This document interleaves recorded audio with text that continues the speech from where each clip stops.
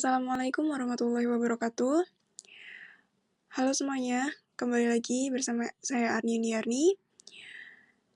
Seperti biasa, video ini dibuat untuk memenuhi tugas mata kuliah algoritma dan struktur data dengan dosen pengampu mata kuliah yaitu Bapak Muhammad Makmum Effendi, Eskom Mkom.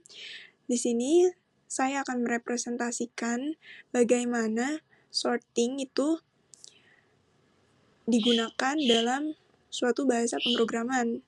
Nah, sorting ini merupakan algoritma pengurutan. Untuk lebih jelasnya, mari kita simak video berikut ini. Sorting merupakan proses mengurutkan data dari yang tadinya acak menjadi terurut dengan aturan tertentu. Nah, pengurutan datanya itu dimulai dari yang terkecil ke yang terbesar atau ascending, atau dari yang terbesar ke yang terkecil atau disebut descending. Nah, di dalam algoritma pengurutan atau yang kita sebut sorting ini, terdapat jenis-jenis atau metode yang digunakan untuk mengurutkan data. Setiap metode memiliki aturan dan cara kerjanya sendiri dalam mengaplikasikannya. Di antaranya ada bubble sort, yang merupakan algoritma pengurutan yang membandingkan dan menukar elemen-elemen yang berdekatan secara berulang hingga urutannya menjadi benar. Kemudian ada insertion sort. Metode ini merupakan metode pengurutan data dengan cara menyisipkan elemen data ke dalam posisi yang tepat. Dan ada selection sort, yaitu algoritma pengurutan data yang bekerja dengan cara mencari nilai terkecil pada bagian array yang belum diurutkan dan memindahkannya ke awal atau ke posisi di mana nilai yang ingin ditukar itu berada.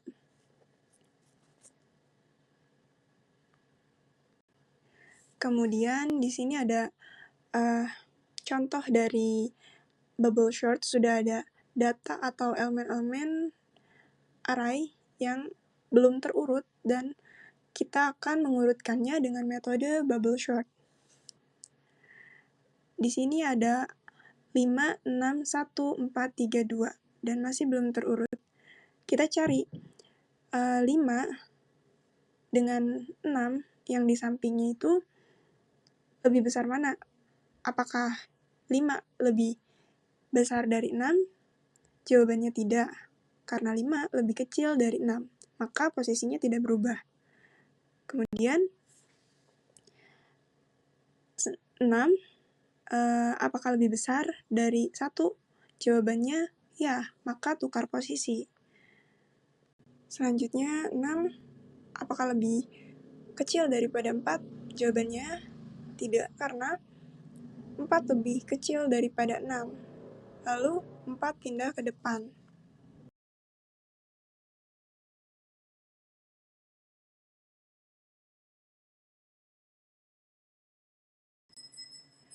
Ini merupakan hasil dari iterasi pertama.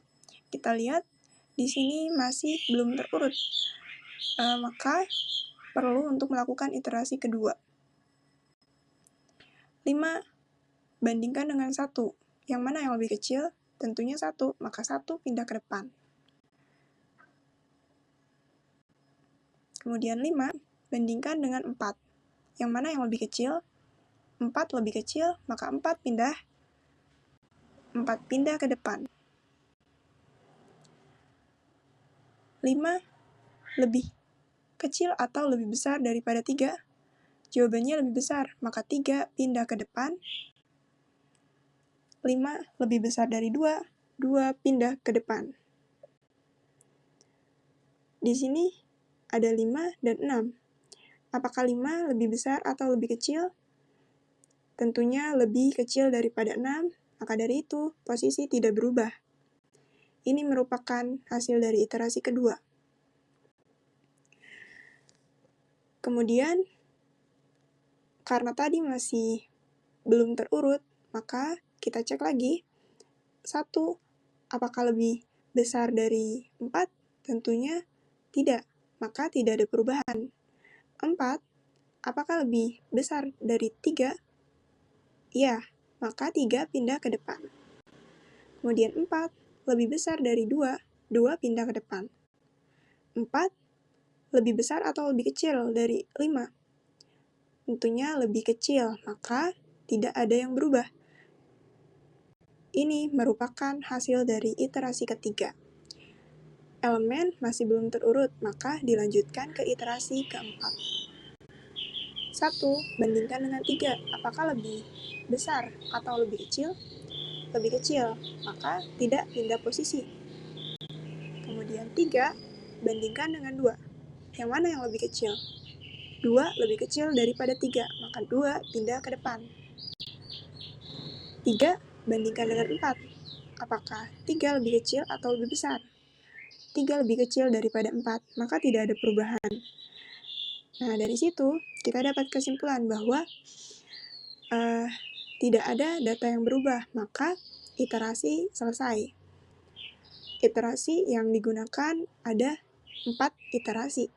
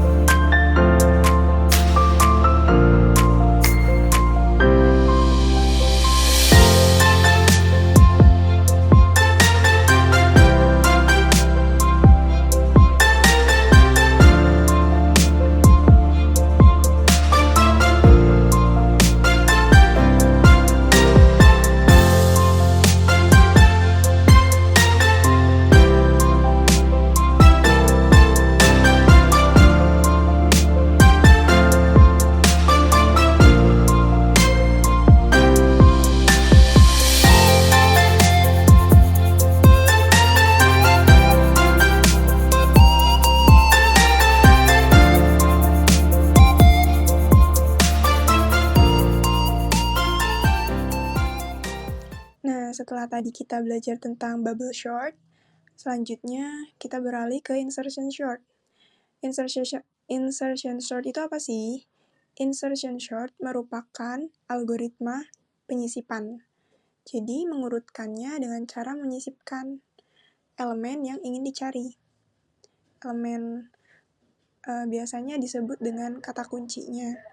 Nah, di sini kita lihat dari data yang mana yang paling kecil, tentu 1 merupakan nilai paling kecil. Maka ditemukan 1 kata kuncinya. Kemudian 1 pindah ke depan. Data yang sebelumnya dia bergeser ke kanan. Kemudian di baris kedua, yang mana yang paling kecil? 2 merupakan kata kunci. Maka 2 pindah ke depan, yang lain bergeser ke kanan. Kemudian di baris ketiga, kita cari nilai terkecilnya berapa. Ternyata angka 3. Maka 3 pindah ke depan, dan yang lain geser ke kanan. Kemudian kita cari lagi di baris keempat, yang mana yang paling kecil? 4 merupakan kuncinya. Maka 4 pindah ke depan, dan yang lain bergeser ke kanan. Kemudian kita lihat apakah masih ada data yang belum terurut. Ternyata sudah terurut semua, maka proses penyortiran selesai.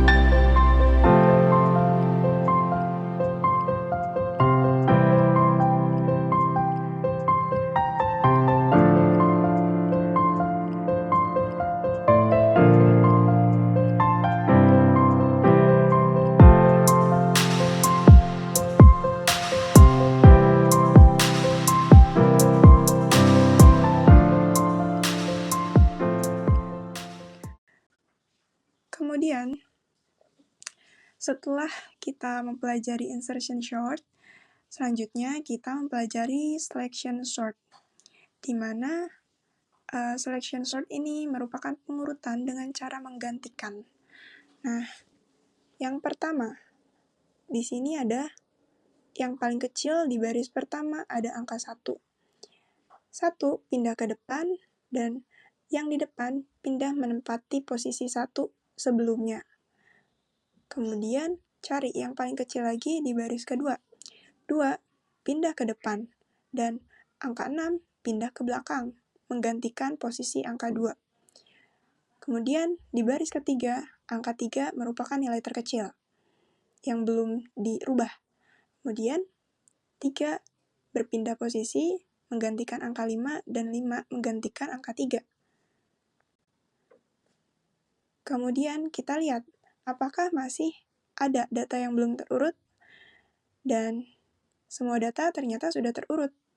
Maka dari itu dapat disimpulkan bahwa proses selection sort merupakan proses pengurutan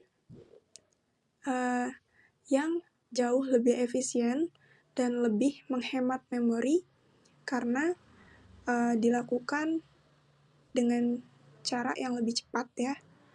Hasilnya juga sama, begitu teman-teman.